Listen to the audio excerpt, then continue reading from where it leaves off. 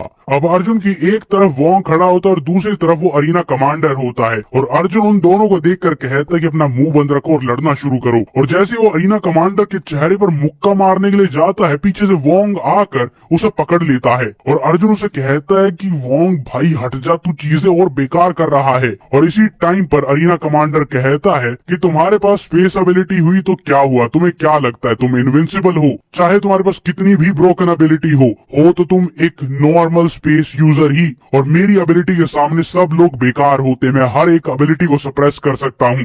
वो ability suppression full release करता है और अर्जुन के ऊपर वो एक बहुत ही शार्प बीम ऑफ लाइट आती है जिससे उसकी सारी की सारी एबिलिटी सप्रेस हो गई होंगी, मतलब वो अपनी कोई भी एबिलिटी यूज नहीं कर पाएगा। और उसके बाद कमांडर जाता है और कहता है कि मैं तुम्हें दिखाता हूँ कि एक लेवल 4 और लेवल 5 ह्यूमन में क्या डिफरेंस होता है। वो अपनी पूरी ताकत के साथ उसके मुंह पर, उसके पेट पर, उसके शरीर पर मुक्के मारता, बार बार मारता है। लेकिन उस बीम ऑफ लाइट से और तो उसके अटैक से सिर्फ और सिर्फ अर्जुन की शर्ट फटती है और कुछ नहीं। उसके अंदर से धुआं निकल रहा होता है और अरीना कमांडर हैरान रह जाते कि क्या ये इम्पॉसिबल है, मैंने तुम्हारी एबिलिटीज को सप्रेस कर दिया था और तुम बस और बस एक लेवल 4 ह्यूमन हो, मैं लेवल 5 का ह्यूमन हूँ। और तो ये इम्प्रेसिव नहीं था तो अर्जुन ने अपने दूसरे हाथ में वोंग का गला पकड़ा हुआ था। उसने एक अल्टीमेट वेपन को हरा दिया था, उसके साथ साथ लेवल 5 ह्यूमन के सारे अटैक्स को बर्दाश्त किया था, और वो भी तब जब उसकी एबिलिटीज को सप्रेस कर दिया गया था। और वो डिसबिलीव में होता है कि तुम मेरी फुल पावर का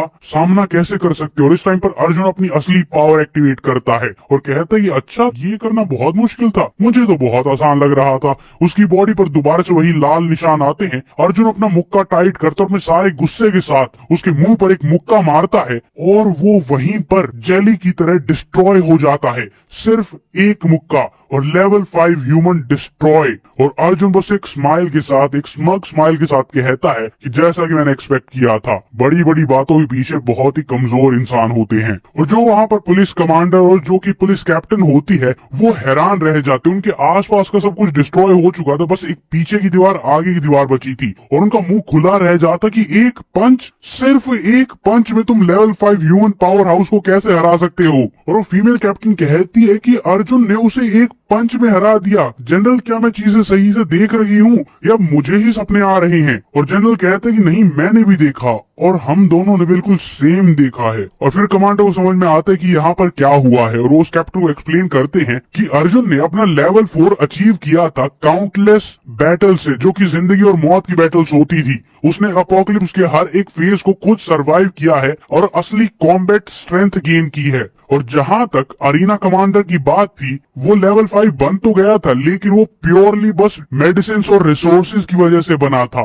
उसके पास रियल कॉम्बैट एक्सपीरियंस नहीं था। और फिर उसके मन में चलता है कि अगर हम सिंपली इस बात को देखें तो ग्रीन हाउस का एक फ्लावर था जो दिखने में इंप्रेसिव लगता है लेकिन होता यूजलेस है, क्योंकि उसे बहुत ही ध्यान से हर एक परफेक्ट कंडीशन में क्राफ्ट किया गया होता है। और तो फ्री सिटी के जितने भी हाई लेवल के पावर हाउस हैं वो सब इसी ग्रीन हाउस के प्रोडक्ट की तरह ही हैं। और दूसरी तरफ अर्जुन है जिसकी कॉम्बैट पावर पहले ही सारी चीजों की एक्सपेक्टेशन को पार कर चुकी है। और ऐसे मॉन्स्टर के साथ कोऑपरेट करना बहुत ही रिस्की प्रोपोजिशन हो सकता है। तो अब हम करेंगे क्या? और अर्जुन उनकी वो बात सुन लेता है और वो अपने आप ही बोलता है कि मैं ये नहीं कहूंगा कि वो कम्प्लीटली वीक था। उसकी एबिलिटी सच में बहुत ज्यादा ओवर पावरिंग थी, वो सच में इम्प्रेसिव थी। लेकिन जहां तक उसकी फिजिकल स्ट्रेंथ की बात है वो शायद लेवल 3 के आसपास का होगा, मे बी वो भी ना हो। और फिर अर्जुन सोचता है क्या उसके मरने की वजह से एबिलिटी सप्रेशन भी खत्म हो गया होगा। और वोंग वहां पर अभी भी उसका हाथ काटे जा रहा था और अर्जुन उसे कहता है कि अबे हाथ छोड़ मेरा, मैं तेरे दोनों हाथ तोड़ दूंगा। लेकिन डॉक्टर वहां पर आती है और कहती है कि तुम्हें टेंशन लेने की जरूरत नहीं है, इसे मैं ठीक करती हूँ। मैं पैरासिटिक ब्रेन वर्म को इसके दिमाग के अंदर भेज सकती हूँ और इसकी कॉन्शियसनेस को फोर्सफुली अवेकन कर सकती हूँ। उसके सर पर हाथ रखती है और सारे के सारे ब्रेन वर्म्स उसके दिमाग में जाते हैं और धीरे धीरे जो भी उसकी ब्रेन के ऊपर कंट्रोल था वो सब हो जाता है। अवॉन वहां पर होश में आता है और आते ही वो एक बात कहता है कि जल्दी जाओ और उस लेजेंडरी ब्लैक स्मिथ एल्डर फू को बचाओ। और उसके बाद वहां पर कोलैप्स हो जाता है। अर्जुन उसकी तरफ देखता है और कहता है कि यार क्या सिरदर्द है, चलो इसे वापस लेकर चलते हैं। उसके बाद देखते हैं कि वो ब्लैक स्मिथ और उसकी ग्रैंड डॉटर कहाँ पर हैं। और इस टाइम पर वो पुलिस का कमांडर और वो कैप्टन दोनों उसी पोज में उसी शॉक में खड़े होते हैं, क्योंकि उन्हें पता था कि अब जब यहाँ पर अरीना कमांडर मारा जा चुका है तो फ्री सिटी में केओस शुरू होने वाला है। हर कोई अर्जुन के पीछे आएगा, हर कोई अरीना कमांडर बनना चाहेगा। इस पोजीशन को फिल करने के लिए लोग मरने को तैयार हो जाएंगे। और कमांडर सोचता है कि यार जो सिटी लॉर्ड का मेंशन है वो लोग इस चीज पर कैसे रिएक्ट करेंगे कि उनका एक हाई रैंकिंग ऑफिशियल मारा गया है। अब उसके बाद वहां पर रात हो जाती है और हमें एक पैर दिखाया जाता है जो कि दीवार पर रखा होता है। फिर दिखता है कि दिव्या फ्री सिटी को छोड़कर बाहर जाती है। वो दीवार को जंप करती है और अपना साइज बढ़ा कर लेती है। वो बहुत दूर चली जाती है और सोचती है कि ये काफी होगा, इतना दूर आ गई हूँ, अब कोई मुझे देख नहीं पाएगा और कोई भी खतरे में नहीं होगा। उसके हाथ में एक छोटी सी बोतल होती है जिसमें कुछ गोल्डन कलर का होता है और वो कहती है कि मैं इसे कितना भी देख लूं ये लिक्विड गोल्ड से ही रिजेंबल कर रहा है। और साइंटिस्ट ने उसे बताया था कि ये डिवाइन मैटर है, इसके छोटे से अमाउंट से तुम बेवकूफ मत बनना, ये एक टॉप टियर ट्रेजर है जो कि रिफाइन किया गया है म्यूटेंट पर एक्सपेरिमेंट करने के बाद। और फ्री सिटी में जितने भी पावर हाउस होते हैं वो सब अपनी लिमिट्स इसी की मदद से ब्रेक करते हैं, वो इसी से पावरफुल बनते हैं। और उस टाइम पर दिव्या सोचती है कि अच्छा डिवाइन मैटर, इस चीज के अंदर जो एनर्जी है वो स्ट्रेंज तो है और खतरनाक भी है और ये डेफिनेटली एक डबल एज स्वॉर्ड है। तो इससे मेरा फायदा भी हो सकता है, नुकसान भी हो सकता है। हो सकता है मैं आउट ऑफ कंट्रोल हो जाऊं, हो सकता है बहुत पावरफुल बन जाऊं। और जब तक मैं इसके सारे इफेक्ट को ढंग से समझ नहीं लेती मैं अर्जुन को इसके बारे में नहीं बता सकती। मैं पहले इसको ट्राई करूंगी, उसके बाद मैं अर्जुन को बताऊंगी। और वैसे भी ये थोड़ी सी डिवाइन पावर कुछ ज्यादा फर्क तो नहीं कर पाएगी क्योंकि हम पहले भी बहुत सारे क्रिस्टल अब्सॉर्ब कर चुके हैं। और जब ये कंफर्म हो जाएगा कि ये सेफ है तभी मैं अर्जुन को बताऊंगी। और ऐसा तो बिल्कुल नहीं है कि मैं स्ट्रॉन्ग होकर अचानक से अर्जुन को सरप्राइज देना चाहती हूँ कि वो मुझ पर प्राउड फील करे। अरे ऐसा बिल्कुल नहीं है। उस डिवाइन मैटर को खाती है और उसकी आंखें गोल्डन ग्लो करने लग जाती है और अचानक से उसका साइज और बढ़ जाता है और बड़ी होती जाती है। और देखती ही देखती दिव्या इतनी बड़ी हो जाती है कि उसके सामने पूरी की पूरी लिबर्टी सिटी एक खिलौने की तरह लगती है। तुम पिक्चर में देख सकते हो, एक लिटिल खिलौने की तरह वो इतनी बड़ी हो जाती है। और फिर वो सोचती है क्या यही डिवाइन मैटर की असली पावर है। और फिर वो सोचती है कि कोई बड़ी बात नहीं है कि वो लूजर सा अरीना कमांडर अर्जुन की एबिलिटीज को सप्रेस कर पा रहा था, इसके साथ तो कोई भी कर लेगा। और वो अपनी बॉडी को फील कर पा रही थी, वो कंटिन्यूअसली एक्सपैंड कर रही है और वो भी अनकंट्रोलेबली, उसका उस पर कोई कंट्रोल नहीं था। लेकिन फिर भी उसका दिमाग परफेक्टली क्लियर था, उसे कोई भी अपना कंट्रोल लूज करने की साइंस दिखाई नहीं दे रही थी जैसा कि नॉर्मली क्रिस्टल कोर के साथ होता है। फिर वो देखती है कि यार मेरे सींग ऊपर आ गए हैं, क्या ऐसा हो सकता है क्योंकि ये डिवाइन मैटर बीस्ट फोक से निकाला गया था और उनकी कुछ प्रॉपर्टीज इसके साथ मेरे अंदर आ गई थी और वो बड़ी होती जा रही थी। वो वहां पर रुक नहीं रही थी, वो सोचती कि मैं और बड़ी नहीं हो सकती क्योंकि ये फॉर्म एक्सट्रीमली अनस्टेबल है और मैं इसे मेंटेन नहीं कर पाऊंगी। और तो और यहाँ पर मुझे सांस लेने में दिक्कत हो रही है। वो अपने ऊपर देखते उसे क्लियरली गैलेक्सीज दिख रही थी और वो कहती कि यहाँ पर कोई ऑक्सीजन नहीं है, ऐसे तो मैं मर जाऊंगी। और वो अचानक से नीचे जाती है सांस लेने के लिए और जैसे ही वो सांस अंदर लेती है बहुत ज्यादा हवा उसकी तरफ आती है और जो नीचे लोग खड़े होते वो डर जाते कि ये क्या हो रहा है, क्या ये तूफान है, हवा ऊपर की तरफ क्यों जा रही है। और ऊपर देखते और उन्हें ऊपर सिर्फ और सिर्फ एक आंख दिखाई देती है और ऊपर देखते कि यार आप आसमान में क्या है। वो देखती कि ये सिर्फ एक आंख है, आखिरकार ये टेरिफाइंग आंख किसकी हो सकती है, इतना बड़ा कौन हो सकता है। और दूसरा इंसान कहता है कि अपनी जबान संभाल कर बात करो, सीधा भगवान हमारी तरफ देख रहे हैं, ये एक डिवाइन मिरेकल है और फ्री सिटी सच में इंसानियत की आखिरी उम्मीद है। अपने घुटनों पर बैठ जाओ, अगर तुम भगवान की आंखों में देखोगे तो तुम्हें सजा मिलेगी। अब दिव्या ऊपर से देख रही होती है, उसकी आंखें ग्लो कर रही होती हैं, लेकिन उसके साथ साथ वहां पर जो एक सबसे टॉलेस्ट टावर होता है वहां पर कुछ ग्लो कर रहा होता है। वहां पर एक